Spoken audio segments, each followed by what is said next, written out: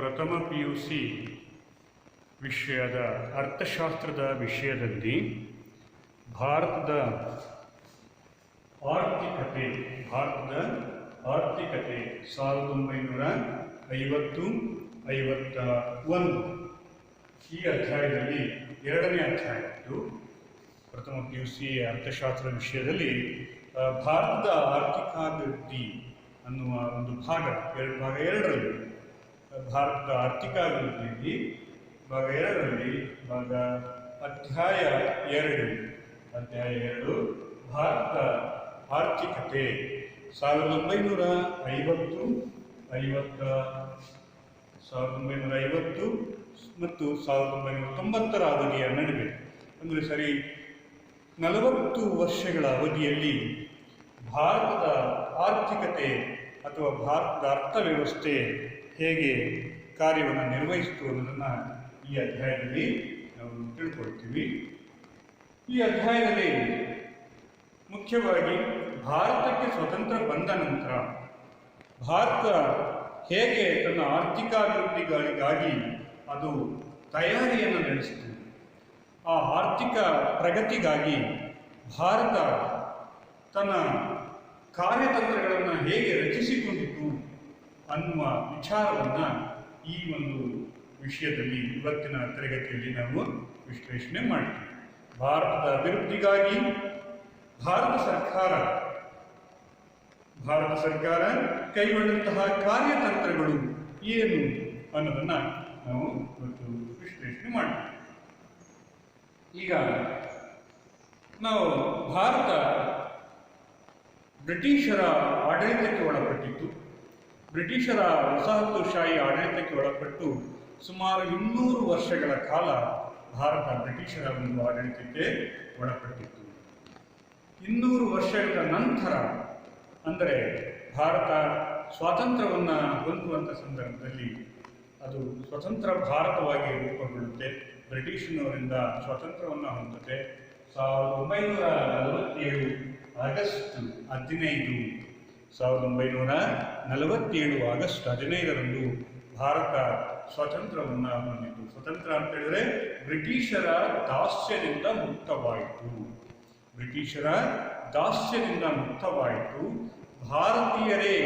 ಭಾರತದ ಪ್ರಜೆಗಳೇ ಒಂದು ರಾಷ್ಟ್ರದ ಆಡಳಿತವನ್ನು ನಡೆಸತಕ್ಕಂಥ ಒಂದು ವ್ಯವಸ್ಥೆಗೆ ನಾವು ಒಂದು ನಾಂದಿಯನ್ನು ಮಾಡಬೇಕಾಯಿತು.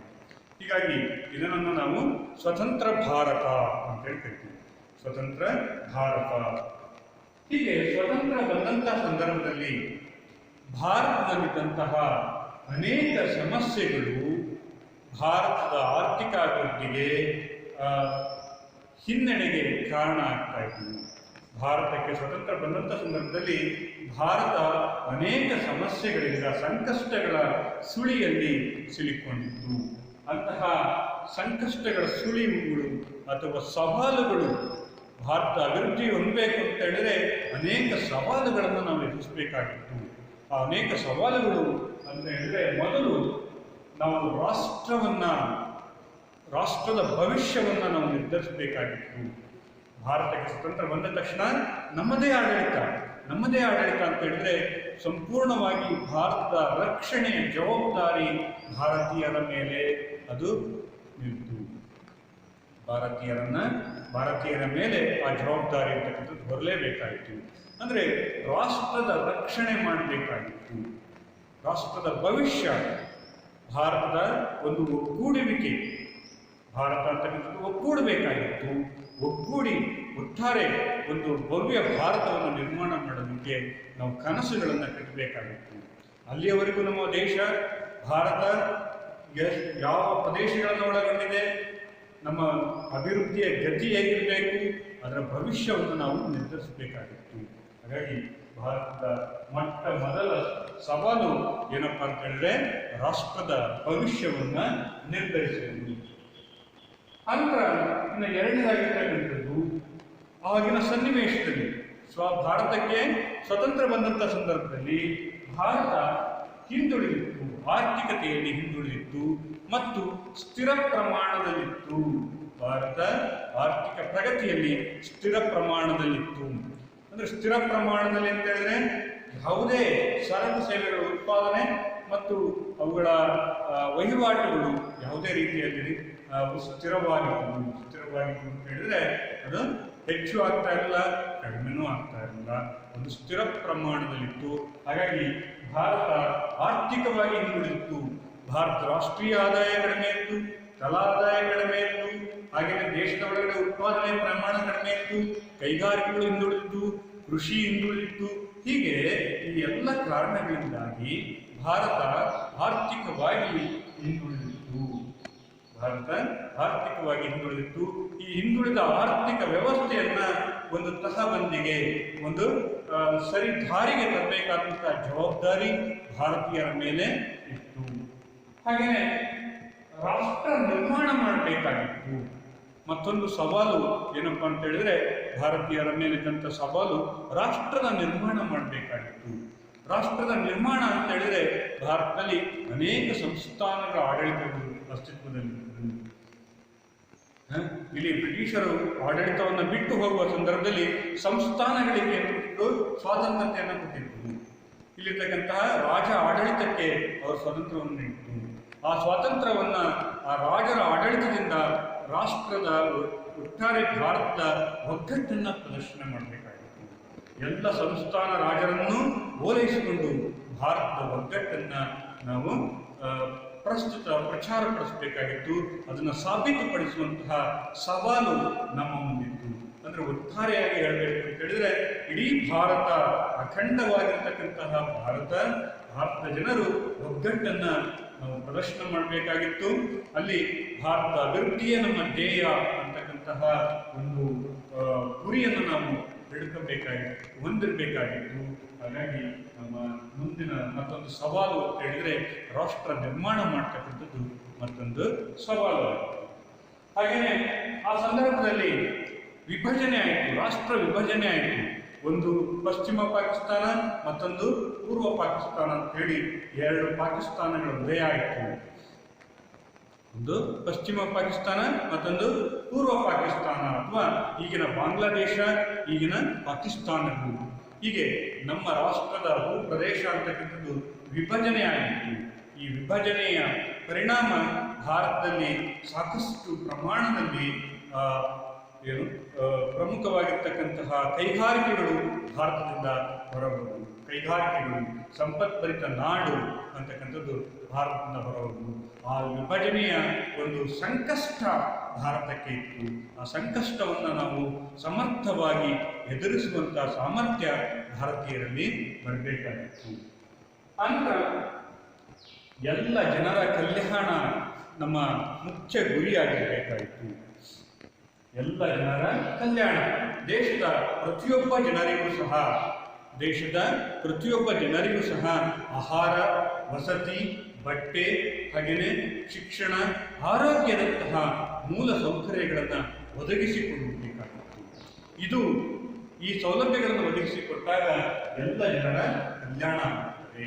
ಹಾಗಾಗಿ ಎಲ್ಲ ದೇಶದಲ್ಲಿರ್ತಕ್ಕಂಥ ಯಾವುದೇ ಒಬ್ಬ ವ್ಯಕ್ತಿಯ ಕಲ್ಯಾಣ ಅಲ್ಲ, ಯಾವುದೇ ಒಂದು ರಾಜ್ಯದ ಕಲ್ಯಾಣ ಅಲ್ಲ, ಇಡೀ ರಾಷ್ಟ್ರದ ಪ್ರತಿಯೊಬ್ಬ ಪ್ರಜೆಗೂ ಸಹ ಆಹಾರವನ್ನು ಒದಗಿಸಿಕೊಡಬೇಕಾಗಿತ್ತು, ವಸತಿ ಸಮಸ್ಯೆಗಳನ್ನು ಬಗೆಹರಿಸಬೇಕಾಗಿತ್ತು, ಬಟ್ಟೆಗಳ ಉತ್ಪಾದನೆಯನ್ನು ಮಾಡಬೇಕಾಗಿತ್ತು. ಹಾಗೆಯೇ ಎಲ್ಲ ಜನರಿಗೂ ಶಿಕ್ಷಣ, ಆರೋಗ್ಯ ಮತ್ತು ಉದ್ಯೋಗದ ಅವಕಾಶಗಳನ್ನು ನಾವು ಒದಗಿಸಿಕೊಡಬೇಕಾಗಿತ್ತು. ಇದು ಭಾರತದಲ್ಲಿರ್ತಕ್ಕಂಥ ಬಹುದೊಡ್ಡ ಸವಾಲಾಗಿತ್ತು. ಭಾರತದ ರಾಷ್ಟ್ರ ನಾಯಕರ ಮುಂದೆ ಇದ್ದಂತಹ ಬಹುದೊಡ್ಡ ಸವಾಲಾಗಿತ್ತು. ಈ ಸವಾಲುಗಳನ್ನು ಎದುರಿಸಲಿಕ್ಕೋಸ್ಕರ ಭಾರತೀಯರು ಕಂಡುಕೊಂಡ ಮಾರ್ಗ ಏನು, ಅಥವಾ ಭಾರತದ ಆರ್ಥಿಕ ಕಾರ್ಯತಂತ್ರಗಳು ಏನು, ಭಾರತದ ಅಭಿವೃದ್ಧಿಯ ವೇಗವನ್ನು ಹೆಚ್ಚಿಸೋದಕ್ಕೆ ಭಾರತ ಕೈಗೊಂಡಂತಹ ಪ್ರಮುಖ ಕಾರ್ಯತಂತ್ರಗಳು. ಮೊಟ್ಟ ಮೊದಲು ನಾವು ಒಂದು ಅರ್ಥ ವ್ಯವಸ್ಥೆಯನ್ನು ಆಯ್ಕೆ ಮಾಡಿಕೊಳ್ಬೇಕಾಗಿತ್ತು.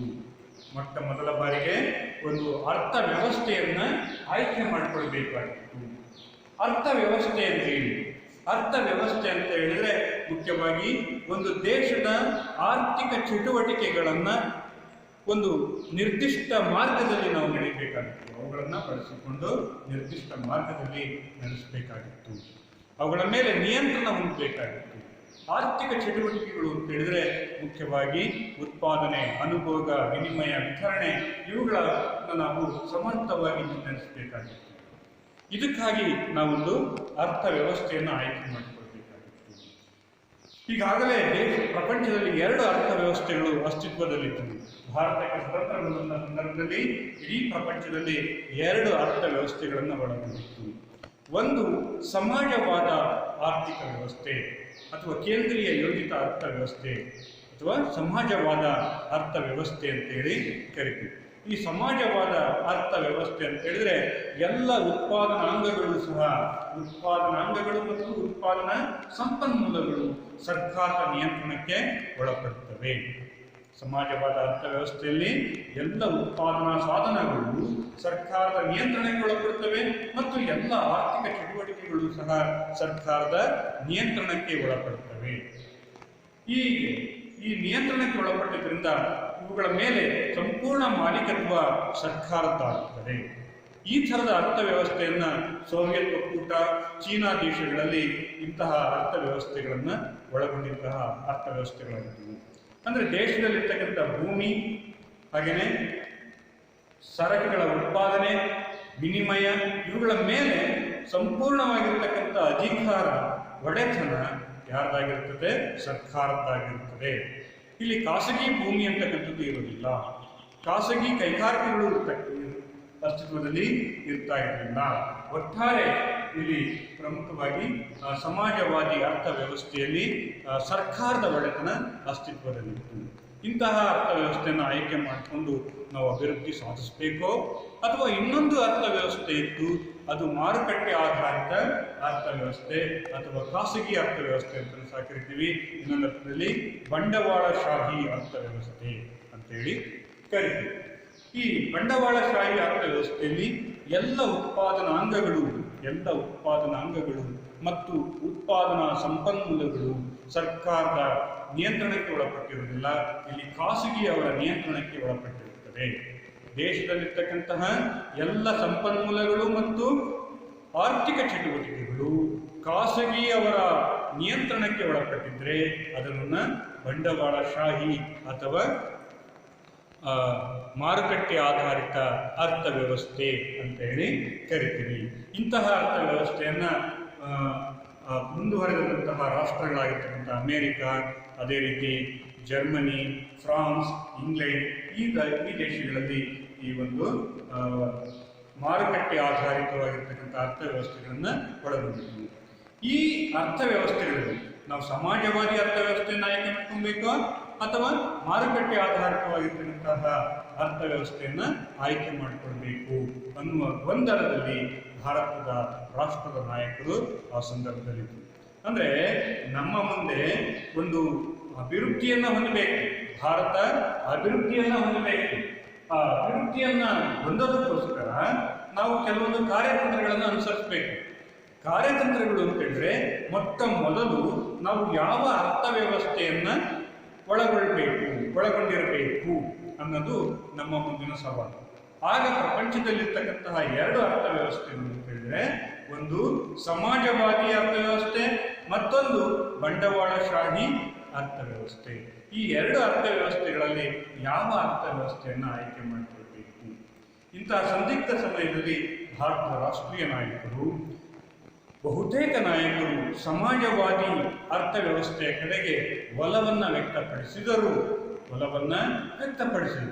ಆದರೆ ಸಮಾಜವಾದಿಯಲ್ಲಿರ್ತಕ್ಕಂತಹ ಎಲ್ಲ ನಿಯಮಗಳನ್ನು ಅನುಷ್ಠಾನಗೊಳಿಸಲಿಕ್ಕೆ ಅವರು ಒಪ್ಪಿಲ್ಲ.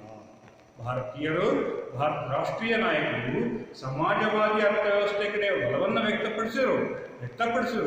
ಸಮಾಜವಾದಿ ಅರ್ಥವ್ಯವಸ್ಥೆಯಲ್ಲಿದ್ದಂತಹ ಎಲ್ಲ ನಿಯಮಗಳನ್ನ, ಅಲ್ಲಿರ್ತಕ್ಕಂಥ ಎಲ್ಲ ರಚನೆಯನ್ನ ಭಾರತದಲ್ಲಿ ಹೊಂದೋದಕ್ಕೆ ಸಾಧ್ಯವಿಲ್ಲ, ಆ ರೀತಿ ಹೊಂದೋದು ಬೇಡ ಅಂತ ಹೇಳಿ ಒಂದು ರೀತಿಯಾಗಿರ್ತಕ್ಕಂತಹ ಸಡಿಲ ನಿಲುವನ್ನು ತೆಗೆದುಕೊಳ್ತಾರೆ. ಹಾಗಾಗಿ ಇಲ್ಲಿ ಭೂಮಿ ಅಂತಕ್ಕಂಥದ್ದು ಖಾಸಗಿ ವ್ಯಕ್ತಿಗಳ ಒಡೆತನದಲ್ಲಿರಬೇಕು. ಆಗಲೇ ಭಾರತೀಯದಲ್ಲಿರ್ತಕ್ಕಂಥ ಭೂಮಿ ಖಾಸಗಿ ವ್ಯಕ್ತಿಗಳ ಒಡೆತನದಲ್ಲಿತ್ತು.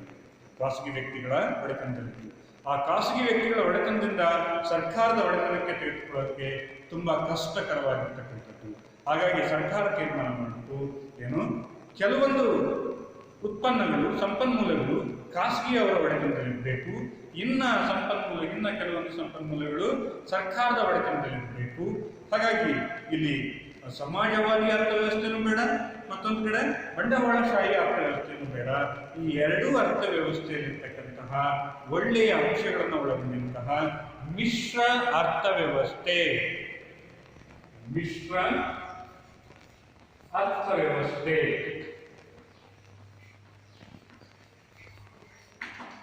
ಮಿಶ್ರ ಅರ್ಥವ್ಯವಸ್ಥೆಯನ್ನ ಭಾರತ ಮೊಟ್ಟ ಮೊದಲ ಬಾರಿಗೆ ಆಯ್ಕೆ ಮಾಡಿಕೊಳ್ತು.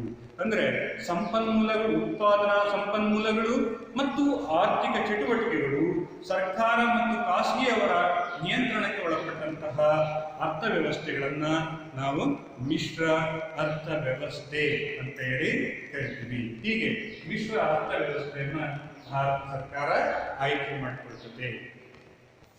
ಆನಂತರ ಅಲ್ಲಿಗೆ ಒಂದು ಕಾರ್ಯತಂತ್ರವನ್ನು ನಾವು ಆಯ್ಕೆ ಮಾಡ್ತೀವಿ. ಹಾಗಾದರೆ ಭಾರತದ ಅಭಿವೃದ್ಧಿಯ ವೇಗವನ್ನು ಹೆಚ್ಚಿಸತಕ್ಕಂತಹ ಒಂದು ಮಾರ್ಗವನ್ನು ನಾವು ಕಂಡುಕೊಳ್ಬೇಕಾಗಿತ್ತು.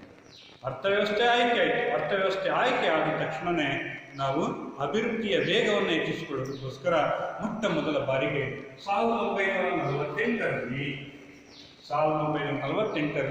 ಕೈಗಾರಿಕಾ ನೀತಿಗಳನ್ನು ಜಾರಿಗೆ ಕೈಗಾರಿಕೆಗಳನ್ನು ಅಭಿವೃದ್ಧಿಪಡಿಸುವ ಉದ್ದೇಶದಿಂದ ಭಾರತದಲ್ಲಿ ಕೈಗಾರಿಕಾ ನೀತಿಗಳನ್ನು ಜಾರಿಗೆ ತಂದು ಇದಕ್ಕೆ ಅನುಗುಣವಾಗಿ ರಾಜ್ಯ ನಿರ್ದೇಶಾತ್ಮಕ ತತ್ವಗಳನ್ನು ಪ್ರತಿಯೊಬ್ಬ ಜನರ ಅಭಿವೃದ್ಧಿಗಾಗಿ, ಪ್ರತಿಯೊಬ್ಬ ಜನರ ಯೋಗಕ್ಷೇಮದ ಉದ್ದೇಶಕ್ಕಾಗಿ ಮತ್ತು ಸಮಾಜದಲ್ಲಿ ಸಮಾನತೆಯನ್ನು ತರುವುದಕ್ಕೋಸ್ಕರ ಹಾಗೂ ಸಮಾಜದ ಯೋಗಕ್ಷೇಮವನ್ನು ಹೆಚ್ಚಿಸುವುದಕ್ಕೋಸ್ಕರ ರಾಜ್ಯದ ನಿರ್ದೇಶಕಾತ್ಮಕ ತತ್ವಗಳನ್ನು ಸಹ ನಾವು ಸಂವಿಧಾನದಲ್ಲಿ ಅಳವಡಿಸಿಕೊಂಡಿವಿ.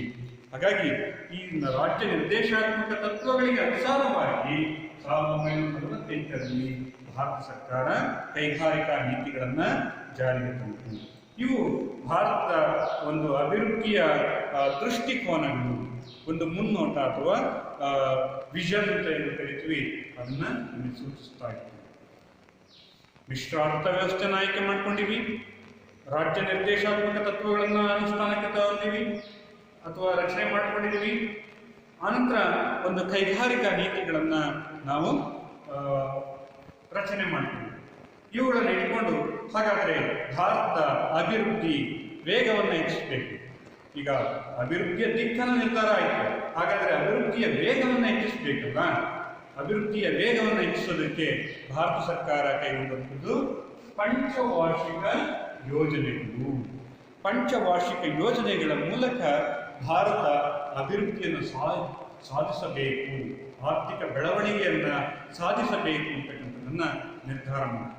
ಇದಕ್ಕಾಗಿ 1950ರಲ್ಲಿ ಯೋಜನಾ ಆಯೋಗವನ್ನು ಪ್ರಧಾನಮಂತ್ರಿಯವರ ಅಧ್ಯಕ್ಷತೆಯಲ್ಲಿ ರಚಿಸಲಾಯಿತು. ಭಾರತ 1950ರಲ್ಲಿ ಯೋಜನಾ ಆಯೋಗವನ್ನು ಪ್ರಧಾನಮಂತ್ರಿಯವರ ಅಧ್ಯಕ್ಷತೆಯಲ್ಲಿ ರಚಿಸಲಾಯಿತು. ಈ ಯೋಜನಾ ಆಯೋಗವು ದೇಶದಲ್ಲಿ ಲಭ್ಯವಿರತಕ್ಕಂಥ ಸಂಪನ್ಮೂಲಗಳು, ಉತ್ಪಾದನಾ ಸಂಪನ್ಮೂಲಗಳ ಪ್ರಮಾಣವನ್ನು ಗುರುತಿಸುವುದು, ಅವುಗಳ ಬಳಕೆಗೆ, ನಿರ್ದಿಷ್ಟವಾಗಿರ್ತಕ್ಕಂಥ ಬಳಕೆಗೆ ಮತ್ತು ಆ ಬಳಕೆಯಿಂದ ಸರಕು ಸೇವೆಗಳ ಉತ್ಪಾದನೆಗೆ ಇಲ್ಲಿ ಸರ್ಕಾರ ಕ್ರಮಗಳನ್ನು ಕೈಗೊಂಡಿದೆ. ಹಾಗಾದರೆ ಯೋಜನೆ ಅಂದ್ರೇನು? ಯೋಜನಾ ಆಯೋಗ ಅಂತ ಹೇಳಿ, ಯೋಜನಾ ಆಯೋಗ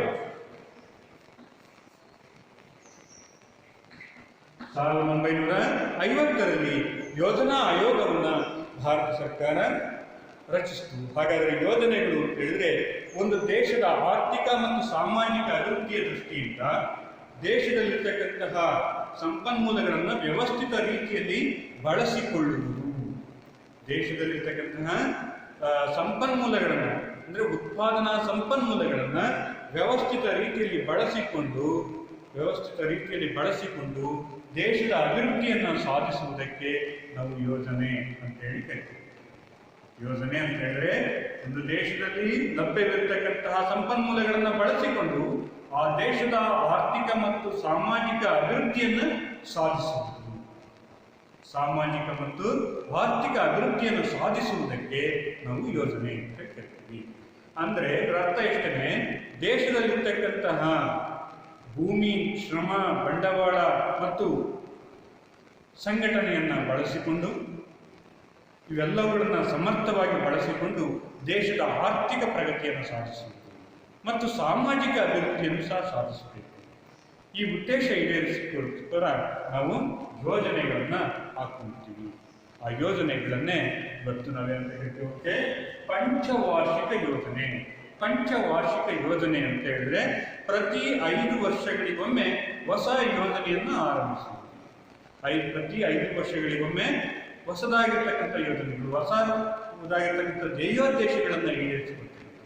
ಹೊಸ ಧ್ಯೇಯೋದ್ದೇಶಗಳನ್ನು ಇಟ್ಕೊಂಡು ಅದಕ್ಕೆ ಸಂಪನ್ಮೂಲಗಳನ್ನು ಹೊಂದಿಸಿಕೊಳ್ತಾ ಹೋಗುವಂಥ ಪ್ರಕ್ರಿಯೆಯನ್ನು ನಾವು ಪಂಚವಾರ್ಷಿಕ ಯೋಜನೆ ಅಂತ ಹೇಳ್ತೇವೆ. ಭಾರತದಲ್ಲಿ ಪ್ರಪ್ರಥಮ ಬಾರಿಗೆ 1951ರಲ್ಲಿ ಭಾರತ ಪ್ರಥಮ ಬಾರಿಗೆ 1951ರಲ್ಲಿ ಪ್ರಥಮ ಪಂಚವಾರ್ಷಿಕ ಯೋಜನೆ ಅಂದರೆ ಮೊದಲನೇ ಪಂಚವಾರ್ಷಿಕ ಯೋಜನೆಯನ್ನ ಆರಂಭಿಸಿತು. 1951ರಲ್ಲಿ ಮೊದಲನೇ ಪಂಚವಾರ್ಷಿಕ ಯೋಜನೆಯನ್ನು ಆರಂಭಿಸಿತು. ಹಾಗಾಗಿ 1951 ಯೋಜನೆಗಳ ಯುಗ ಅಥವಾ ಪಂಚವಾರ್ಷಿಕ ಯೋಜನೆಗಳ ಯುಗ ಆರಂಭ, ಪಂಚವಾರ್ಷಿಕ ಯೋಜನೆಯ ಯುಗ ಆರಂಭ ಆದದ್ದು 1951ರಲ್ಲಿ. ಈ ಪಂಚವಾರ್ಷಿಕ ಯೋಜನೆಯ ಮುಖ್ಯ ಗುರಿಗಳನ್ನು ಹಾಕೊಂಡಿದ್ದೀವಿ. ಮುಖ್ಯ ಗುರಿ ಏನಪ್ಪ ಅಂತ ಹೇಳಿದ್ರೆ, ಒಂದು ದೇಶವನ್ನ ಆರ್ಥಿಕ ಅಭಿವೃದ್ಧಿ ಮತ್ತು ಬೆಳವಣಿಗೆಯನ್ನು ಸಾಧಿಸುವುದು. ದೇಶದ ಆರ್ಥಿಕ ಅಭಿವೃದ್ಧಿ ಮತ್ತು ಬೆಳವಣಿಗೆಯನ್ನು ಸಾಧಿಸುವುದು. ಎರಡನೇದಾಗಿರ್ತಕ್ಕಂಥದ್ದು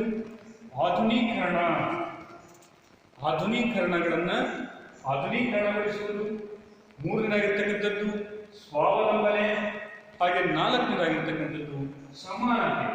ಈ 4 ಗುರಿಗಳೊಂದಿಗೆ ನಾವು ಪಂಚವಾರ್ಷಿಕ ಯೋಜನೆಗಳನ್ನು ಹಮ್ಮಿಕೊಂಡಿದ್ದೀವಿ. ಇದು ಭಾರತದ ಸ್ಪಷ್ಟ ಆರ್ಥಿಕ ಕಾರ್ಯತಂತ್ರಗಳು. ಭಾರತದ ಸ್ಪಷ್ಟವಾಗಿರ್ತಕ್ಕಂಥ ಆರ್ಥಿಕ ಕಾರ್ಯತಂತ್ರಗಳು ಹೇಗಿದೆ ಅಂತಂದ್ರೆ, ಮೊದಲು ನಾವು ಅರ್ಥವ್ಯವಸ್ಥೆಯನ್ನು ಆಯ್ಕೆ ಮಾಡ್ಕೊಂಡಿವಿ. ಅರ್ಥವ್ಯವಸ್ಥೆಯನ್ನು ಆಯ್ಕೆ ಮಾಡಿಕೊಂಡ ತಕ್ಷಣ ಏನ್ ಮಾಡಿದ್ವಿ, ಒಂದು ರಾಜ್ಯ ನಿರ್ದೇಶಾತ್ಮಕ ತತ್ವಗಳನ್ನು ನಾವು ನಿರ್ದಿಷ್ಟಪಡಿಸ್ಕೊಂಡಿವಿ. ಆ ರಾಜ್ಯ ನಿರ್ದೇಶಾತ್ಮಕ ತತ್ವಗಳಿಗೆ ಅನುಗುಣವಾಗಿ ಕೈಗಾರಿಕಾ ನೀತಿಗಳನ್ನು ಜಾರಿಗೆ ತರ್ತೀವಿ. ಆ ಕೈಗಾರಿಕಾ ನೀತಿ ಮತ್ತು ರಾಜ್ಯ ನಿರ್ದೇಶಾತ್ಮಕ ತತ್ವಗಳಿಗೆ ಅನುಗುಣವಾಗಿ ಪಂಚವಾರ್ಷಿಕ ಯೋಜನೆಗಳನ್ನು ರೂಪಿಸಿಕೊಳ್ತೀವಿ. ಈ ಪಂಚವಾರ್ಷಿಕ ಈ ಯೋಜನೆಯ ಮುಖ್ಯ ಗುರಿ ಏನಪ್ಪಾ ಅಂತ ಹೇಳಿದ್ರೆ, ದೇಶದ ಬೆಳವಣಿಗೆ ಸಾಧಿಸಬೇಕು. ದೇಶದಲ್ಲಿ ಆರ್ಥಿಕ ಬೆಳವಣಿಗೆಯನ್ನು ಸಾಧಿಸಬೇಕು. ಆ ಬೆಳವಣಿಗೆ ಹೇಗಿರಬೇಕು, ಆಧುನೀಕರಣದೊಂದಿಗೆ ಇರಬೇಕು.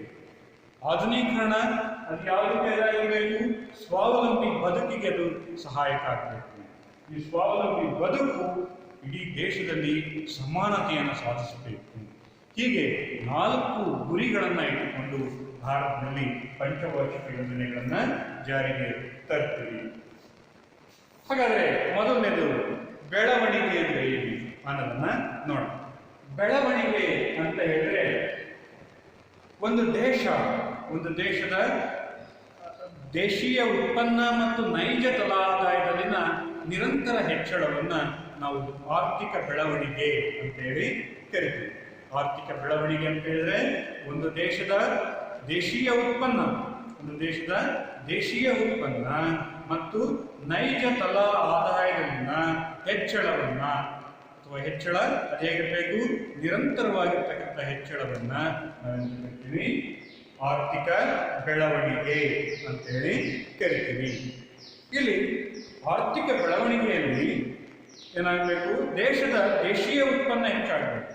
ಒಂದು ದೇಶದ ದೇಶೀಯ ಉತ್ಪನ್ನ ಹೆಚ್ಚಾಗಬೇಕು ಅಂತ ಹೇಳಿದ್ರೆ ರಾಷ್ಟ್ರೀಯ ಆದಾಯ ಹೆಚ್ಚಾಗಬೇಕು.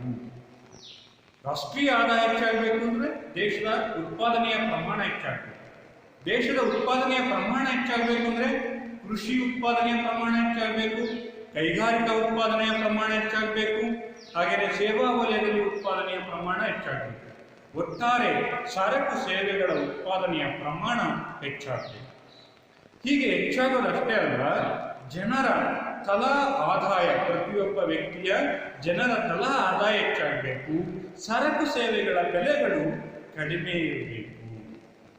ಆಗ ದೇಶದಲ್ಲಿ ನಿರಂತರವಾಗಿರ್ತಕ್ಕಂಥ ಅಭಿವೃದ್ಧಿಯನ್ನು ನಾವು ಸಾಧಿಸಕ್ಕಾಗುತ್ತೆ. ನೈಜ ತಲಾ ಆದಾಯ ಅಂತಂದರೆ ಜನರು ಗಳಿಸತಕ್ಕಂಥ ಆದಾಯದಲ್ಲಿ ಅವರು ಕೊಂಡುಕೊಳ್ಳುವ ಸಾಮರ್ಥ್ಯ ಏನಾಗಿರಬೇಕು, ಹೆಚ್ಚಿರಬೇಕು. ಸರಕುಗಳನ್ನು ಅಧಿಕ ಪ್ರಮಾಣದಲ್ಲಿ ಕೊಂಡುಕೊಳ್ಳುವ ಸಾಮರ್ಥ್ಯವನ್ನು ಜನರಲ್ಲಿ ನಾವು ಹೆಚ್ಚಿಸಬೇಕು. ಇದನ್ನ ನಾವು ಕರಿತೀವಿ ಬೆಳವಣಿಗೆ.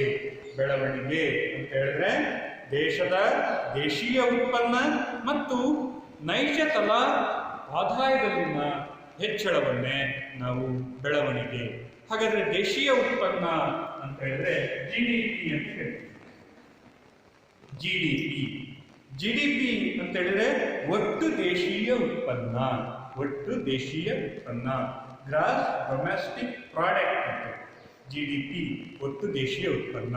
ಒಟ್ಟು ದೇಶೀಯ ಉತ್ಪನ್ನ ಅಂತ ಹೇಳಿದ್ರೆ ಒಂದು ದೇಶ ಒಂದು ವರ್ಷದ ಅವಧಿಯಲ್ಲಿ ದೇಶದಲ್ಲಿಯೇ ಉತ್ಪಾದನೆಯಾದ ಸರಕು ಮತ್ತು ಸೇವೆಗಳ ಮೌಲ್ಯವನ್ನು, ಸರಕು ಮತ್ತು ಸೇವೆಗಳ ಮಾರುಕಟ್ಟೆ ಮೌಲ್ಯವನ್ನು ನಾವು ದೇಶೀಯ ಉತ್ಪನ್ನ ಅಂತ ಹೇಳಿ ಕರಿತೀವಿ. ಈ ದೇಶೀಯ ಉತ್ಪನ್ನದ ಪ್ರಮಾಣ ಹೆಚ್ಚಾಗಬೇಕು ಅಂತ ಹೇಳಿದ್ರೆ ದೇಶದಲ್ಲಿ ಸರಕು ಸೇವೆಗಳ ಉತ್ಪಾದನೆಯ ಪ್ರಮಾಣ ಹೆಚ್ಚಾಗಬೇಕು. ದೇಶದಲ್ಲಿ ಸರಕು ಸೇವೆಗಳ ಉತ್ಪಾದನೆ ಹೆಚ್ಚಾಗಬೇಕು ಅಂತ ಹೇಳಿದ್ರೆ ಕೃಷಿ, ಕೈಗಾರಿಕೆ ಮತ್ತು ಸೇವಾ ವಲಯಗಳು ಏನಾಗಬೇಕು, ಅಧಿಕ ಪ್ರಮಾಣದಲ್ಲಿ ಸರಕು ಸೇವೆಗಳನ್ನು ಉತ್ಪಾದಿಸಬೇಕಾಗುತ್ತೆ. ಹೀಗೆ ಉತ್ಪಾದನೆ ಆದಾಗ ಸಹಜವಾಗಿಯೇ ಜನರ ಒಂದು ತಲಾ ಆದಾಯನೂ ಸಹ ಹೆಚ್ಚಾಗುತ್ತದೆ. ಇದರಿಂದ ಜನರು ಕೊಂಡುಕೊಳ್ಳುವ ಸಾಮರ್ಥ್ಯ ಸಹ ಹೆಚ್ಚಾಗುತ್ತದೆ. ಇದನ್ನೇ ನಾವು ಬೆಳವಣಿಗೆ ಅಂತ ಹೇಳಿ ಕರಿತೀವಿ. ಅನಂತರ ಎರಡನೇದಾಗಿರ್ತಕ್ಕಂಥದ್ದು ಆಧುನೀಕರಣ. ಆಧುನೀಕರಣ ಅಂತ ಹೇಳಿದ್ರೆ ಹೊಸ ತಂತ್ರಜ್ಞಾನದ ಅಳವಡಿಕೆ. ಹೊಸ ತಂತ್ರಜ್ಞಾನದ ಅಳವಡಿಕೆಯನ್ನ ನಾವು ಆಧುನೀಕರಣ ಅಂತ ಹೇಳಿ ಕರಿತೀವಿ. ಹೊಸ ತಂತ್ರಜ್ಞಾನದ ಅಳವಡಿಕೆಯನ್ನ ಆಧುನೀಕರಣ ಅಂತ ಹೇಳಿ ಕರಿತೀವಿ. ಅಂದ್ರೆ ಉತ್ಪಾದನೆಯಲ್ಲಿ, ಸರಕು ಮತ್ತು ಸೇವೆಗಳ ಉತ್ಪಾದನೆಯಲ್ಲಿ ಹೊಸ ತಂತ್ರಜ್ಞಾನವನ್ನ ಅಳವಡಿಸಿಕೊಳ್ಳುವುದನ್ನೇ ನಾವು ಆಧುನೀಕರಣ ಅಂತ ಹೇಳಿ ಕರಿತೀವಿ. ಈಗ ಉದಾಹರಣೆಗೆ ಕೃಷಿಯಲ್ಲಿ ಆಧುನೀಕರಣಗೊಳಿಸೋದು. ಕೃಷಿಯನ್ನು ಆಧುನೀಕರಣಗೊಳಿಸೋದು ಅಂದ್ರೆ ಸಾಂಪ್ರದಾಯಿಕವಾಗಿ ಅನುಸರಿಸತಕ್ಕಂಥ ಬಂದಿರತಕ್ಕಂತಹ ಬೇಸಾಯ ಪದ್ಧತಿಯಲ್ಲಿ ಬದಲಾವಣೆಯನ್ನು ತರುವುದು. ಅಂದ್ರೆ ಸಾಂಪ್ರದಾಯಿಕವಾಗಿರ್ತಕ್ಕಂತಹ ಬೇಸಾಯ ಪದ್ಧತಿಯ ಬದಲಾಗಿ ಆಧುನಿಕವಾಗಿರ್ತಕ್ಕಂತಹ ಉತ್ಪಾದನಾ ವಿಧಾನವನ್ನು ಅನುಸರಿಸಿ ಸರಕುಗಳನ್ನು ಉತ್ಪಾದಿಸತಕ್ಕಂಥದ್ದು. ಈಗ ಉದಾಹರಣೆಗೆ ಆಧುನಿಕವಾಗಿರ್ತಕ್ಕಂತಹ ಬಿತ್ತನೆ ಬೀಜಗಳು, ಅಧಿಕ ಇಳುವರಿ ನೀಡತಕ್ಕಂತಹ ಬಿತ್ತನೆ ಬೀಜಗಳು, ಕೃಷಿಯಲ್ಲಿ ಯಂತ್ರೋಪಕರಣಗಳ ಬಳಕೆ, ಕೃಷಿಯಲ್ಲಿ ನೀರಾವರಿಯ ಬಳಕೆ, ಹಾಗೆ ಕೃಷಿ ಭೂಮಿಯ ಫಲವತ್ತತೆಯನ್ನು ಹೆಚ್ಚಿಸ್ತಕ್ಕಂಥದ್ದು. ಇವುಗಳನ್ನ ನಾವು ಅನುಷ್ಠಾನಕ್ಕೆ ತಂದಾಗ ಏನಾಗುತ್ತೆ, ಕೃಷಿ ಉತ್ಪಾದನೆಯ ಪ್ರಮಾಣ ಏನಾಗುತ್ತೆ, ಹೆಚ್ಚಾಗುತ್ತದೆ. ನಾವು ಕೃಷಿ ನೀರಾವರಿಯನ್ನು ಅನುಸರಿಸಬೇಕು. ಚಾನಲ್ಗಳನ್ನ, ಕಾಲುವೆಗಳ ನೀರಾವರಿ ಅಥವಾ ಹನಿ ನೀರಾವರಿ, ತುಂತುರು ನೀರಾವರಿ, ಹೀಗೆ ಹೊಸದಾಗಿರ್ತಕ್ಕಂಥ ತಂತ್ರಜ್ಞಾನವನ್ನು ಅಳವಡಿಸಬೇಕು. ಆಗ ಈ ಮಳೆಯನ್ನು ಅವಲಂಬನೆಯ ಪ್ರಮಾಣ ಏನಾಗ್ತಾ ಹೋಗುತ್ತೆ, ಕಡಿಮೆ ಆಗ್ತಾ ಹೋಗುತ್ತದೆ. ಇದರಿಂದ ಕೃಷಿ ಅನಿಶ್ಚಿತತೆಯಿಂದ ಹೊರಗೆ ಬರೋದಕ್ಕೆ ಸಾಧ್ಯ ಆಗುತ್ತೆ. ಹಾಗಾಗಿ ಕೃಷಿಯಲ್ಲಿ ನಾವು ಆಧುನೀಕರಣವನ್ನು ಅನುಸರಿಸುವುದು. ಇನ್ನು ಎರಡನೇದಾಗಿ ಮತ್ತು ಕೈಗಾರಿಕಾ ವಲಯದಲ್ಲಿಯೂ ಸಹ ಆಧುನಿಕ ಯಂತ್ರೋಪಕರಣಗಳನ್ನು ಬಳಸಿಕೊಂಡು ಸರಕುಗಳ ಉತ್ಪಾದನೆಯ ಪ್ರಮಾಣವನ್ನು ಹೆಚ್ಚಿಸಬೇಕು. ಹೀಗೆ ಸರಕುಗಳ ಉತ್ಪಾದನೆಯ ಪ್ರಮಾಣ ಹೆಚ್ಚಿಸೋದ್ರ ಜೊತೆಗೆ ಗುಣಮಟ್ಟವನ್ನು ಸಹ ನಾವು ಕಾಯ್ದುಕೊಳ್ಳಬೇಕು. ಕೈಗಾರಿಕೆಗಳಲ್ಲಿ ಕೇವಲ ಸರಕುಗಳ ಉತ್ಪಾದನೆಯ ಪ್ರಮಾಣ ಹೆಚ್ಚಿಸೋದಷ್ಟೇ ಅಲ್ಲ, ಆ ಸರಕಿನ ಗುಣಮಟ್ಟವನ್ನು ಸಹ ನಾವೇನು ಮಾಡಬೇಕಾಗುತ್ತೆ, ಕಾಯ್ದುಕೊಳ್ಳಬೇಕಾಗುತ್ತೆ. ಮತ್ತು ಆ ಸರಕು ದೇಶೀಯ ಮತ್ತು ಅಂತಾರಾಷ್ಟ್ರೀಯ ಮಾರುಕಟ್ಟೆಯಲ್ಲಿ ಸ್ಪರ್ಧೆಯನ್ನು ನೀಡಬೇಕಾಗುತ್ತದೆ. ಹಾಗಾಗಿ ನಾವು ಹಳೆಯ ಮಾದರಿಯ ಯಂತ್ರೋಪಕರಣಗಳನ್ನು ಬಳಸಿಕೊಂಡ್ರೆ ಸರಕುಗಳ ಉತ್ಪಾದನೆಯ ಪ್ರಮಾಣ ಹೆಚ್ಚಾಗೋದಿಲ್ಲ. ಇಲ್ಲಿ ಉತ್ಪಾದನಾ ವೆಚ್ಚ ಹೆಚ್ಚಾಗುತ್ತದೆ ಅಷ್ಟೇ ಹೊರತು ಉತ್ಪಾದನೆಯ ಪ್ರಮಾಣ ಹೆಚ್ಚಾಗುವುದಿಲ್ಲ. ಮತ್ತು ಗುಣಮಟ್ಟದ ಸಹ ಏನಾಗುತ್ತೆ, ಕಡಿಮೆ ಆಗುತ್ತೆ. ಹಾಗಾಗಿ ಹೊಸ ಯಂತ್ರೋಪಕರಣಗಳನ್ನು ಬಳಸಿಕೊಂಡ್ರೆ ಒಂದು ಸರಕುಗಳ ಉತ್ಪಾದನೆ ಹೆಚ್ಚಾಗುತ್ತದೆ, ಆ ಸರಕಿನ ಗುಣಮಟ್ಟ ಹೆಚ್ಚಾಗುತ್ತದೆ, ಹಾಗೆಯೇ ಅದು ಪೈಪೋಟಿ ಸಾಮರ್ಥ್ಯವನ್ನು ವೃದ್ಧಿಸಿಕೊಳ್ಳುತ್ತದೆ. ಆ ಸರಕು ಅಂತಕ್ಕಂಥದ್ದು ಪೈಪೋಟಿ ಸಾಮರ್ಥ್ಯವನ್ನು ವೃದ್ಧಿಸುತ್ತದೆ. ಹಾಗೆಯೇ ಈ ಆಧುನೀಕರಣ ಅಂತಕ್ಕಂಥದ್ದು ಕೇವಲ ಸರಕು ಸೇವೆಗಳ ಉತ್ಪಾದನೆಗೆ ಅಷ್ಟೇ ಅಲ್ಲ, ಸಾಮಾಜಿಕ ಅಭಿವೃದ್ಧಿಗೂ ಸಹ ಇದು ಸಹಾಯಕವಾಗುತ್ತದೆ. ಸಾಮಾಜಿಕ ಅಭಿವೃದ್ಧಿ ಅಂತ ಹೇಳಿದ್ರೆ ಇಲ್ಲಿ ಲಿಂಗ ಅಸಮಾನತೆಯನ್ನು ನಿವಾರಿಸುವುದು. ಲಿಂಗ ಅಸಮಾನತೆಯನ್ನು ನಿವಾರಿಸುವುದು. ಲಿಂಗ ಅಸಮಾನತೆಯನ್ನ ನಿವಾರಿಸಬೇಕಾಗುತ್ತೆ. ಸ್ತ್ರೀ ಮತ್ತು ಪುರುಷ ಎಂಬ ತಾರತಮ್ಯವನ್ನು ಹೋಗಲಾಡಿಸಬೇಕು. ಸರಕು ಸೇವೆಗಳ ಉತ್ಪಾದನೆಯಲ್ಲಿ ಸ್ತ್ರೀ ಮತ್ತು ಪುರುಷರು ಸಮಾನ ದೃಷ್ಟಿಯಲ್ಲಿ ಸಮಾನ ರೀತಿಯಲ್ಲಿ ಭಾಗವಹಿಸಬೇಕು. ಸರಕುಗಳ ಉತ್ಪಾದನೆಯಲ್ಲಿ, ದೇಶದ ಅಭಿವೃದ್ಧಿಯಲ್ಲಿ ಮತ್ತು ರಾಷ್ಟ್ರ ನಿರ್ಮಾಣದಲ್ಲಿ ಸ್ತ್ರೀ ಮತ್ತು ಪುರುಷರು ಸಮಾನವಾಗಿ ಪಾಲ್ಗೊಳ್ಳುವುದು. ಅಂದರೆ ಅವರಿಗೂ ಸಹ ಉದ್ಯೋಗದಲ್ಲಿ ಅವಕಾಶ ನೀಡಬೇಕು. ಅಂತಹ ತಂತ್ರಜ್ಞಾನಗಳನ್ನು ನಾವು ಜಾರಿಗೆ ಸ್ತ್ರೀಯರು ಸಹ ಉತ್ಪಾದನೆಯಲ್ಲಿ ಭಾಗವಹಿಸುವಂತಹ ತಂತ್ರಜ್ಞಾನಗಳು ಅಥವಾ ಆಧುನೀಕರಣವನ್ನು ನಾವು ತೊಡಗಿಸ್ಕೊಬೇಕು. ಉದಾಹರಣೆಗೆ ಮಹಿಳೆಯರನ್ನ ಮುಖ್ಯವಾಗಿ ಬ್ಯಾಂಕಿಂಗ್ ಕ್ಷೇತ್ರಗಳು, ಅದೇ ರೀತಿ ಶಿಕ್ಷಣ ಕ್ಷೇತ್ರದಲ್ಲಿ, ಆರೋಗ್ಯ ಕ್ಷೇತ್ರದಲ್ಲಿ, ಹಾಗೆಯೇ ಇತರೆ ಕೈಗಾರಿಕಾ ವಲಯಗಳಲ್ಲಿ, ಸಣ್ಣ ಕೈಗಾರಿಕೆಗಳಲ್ಲಿ ಅವರು ಸಹ ಮಹಿಳೆಯರು ಸಹ ಭಾಗವಹಿಸುವಂತಹ ತಂತ್ರಜ್ಞಾನಗಳನ್ನು ನಾವು ಅನುಸರಿಸಬೇಕು. ಇದರಿಂದ ಏನಾಗುತ್ತೆ, ದೇಶದ ಸ್ತ್ರೀ ಮತ್ತು ಪುರುಷ ಅಂತಕ್ಕಂಥ ತಾರತಮ್ಯ ನಿವಾರಣೆ ಆಗುತ್ತೆ. ಎಲ್ಲರೂ ಸಹ ರಾಷ್ಟ್ರ ನಿರ್ಮಾಣದಲ್ಲಿ ಭಾಗವಹಿಸುವುದಕ್ಕೆ ಅವಕಾಶವನ್ನು ಕೊಟ್ಟ ಹಾಗಾಗುತ್ತೆ. ಹಾಗಾಗಿ ಆಧುನೀಕರಣ ಅಂತಕ್ಕಂಥದ್ದು ಕೇವಲ ಒಂದು ಆರ್ಥಿಕ ದೃಷ್ಟಿಯಿಂದಲ್ಲ, ಸಾಮಾಜಿಕ ದೃಷ್ಟಿಯಿಂದಲೂ ಸಹ ಅದು ಮುಖ್ಯವಾಗಿರುತ್ತದೆ. ಇನ್ನು ಮೂರನೇದಾಗಿರ್ತಕ್ಕಂಥದ್ದು ಸ್ವಾವಲಂಬನೆ.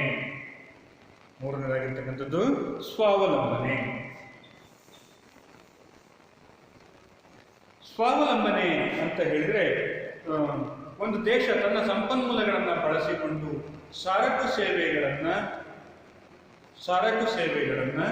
ಬೇರೆ ದೇಶವನ್ನು ಅವಲಂಬಿಸದೆ, ತನ್ನ ದೇಶದಲ್ಲಿಯೇ ಉತ್ಪಾದಿಸಿಕೊಳ್ಳುವುದು. ತನಗೆ ಅಗತ್ಯವಾಗಿರತಕ್ಕಂಥ ಸರಕು ಸೇವೆಗಳನ್ನು ತನ್ನ ದೇಶದ ಒಳಗಡೆನೆ ಉತ್ಪಾದಿಸಿಕೊಳ್ಳುವುದಕ್ಕೆ ಸ್ವಾವಲಂಬನೆ ಅಂತ ಹೇಳ್ತೀವಿ. ಸ್ವಾವಲಂಬನೆ ಅಂತ ಹೇಳಿದ್ರೆ, ದೇಶದಲ್ಲಿ ಲಭ್ಯವಿರುವಂತಹ ಸಂಪನ್ಮೂಲಗಳನ್ನು ಬಳಸಿಕೊಂಡು ಬೇರೆ ದೇಶವನ್ನು ಅವಲಂಬಿಸದೆ ತನಗೆ ಬೇಕಾಗಿರ್ತಕ್ಕಂಥ ಸರಕು ಸೇವೆಗಳನ್ನು ಉತ್ಪಾದನೆ ಮಾಡಿಕೊಳ್ಳುವುದಕ್ಕೆ ನಾವು ಸ್ವಾವಲಂಬನೆ ಅಂತ ಹೇಳಿ ಕರಿತೀವಿ.